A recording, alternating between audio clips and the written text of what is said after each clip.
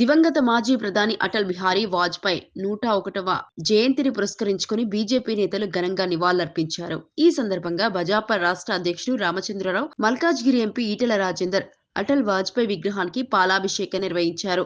అనంతరం పూలమాలలు వేసి కొవ్వొత్తులు వెలిగించి నివాళులర్పించారు.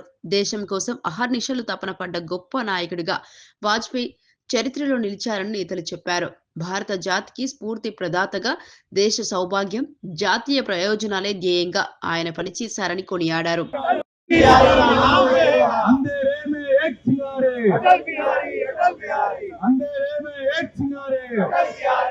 రాజేంద్ర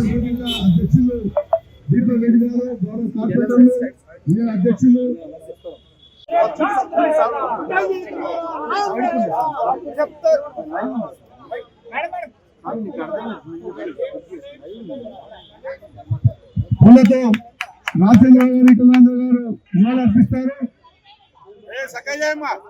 अंधेरे में एक चिंगारी, अंधेरे में एक चिंगारी, जब तक सूरज चांद रहेगा।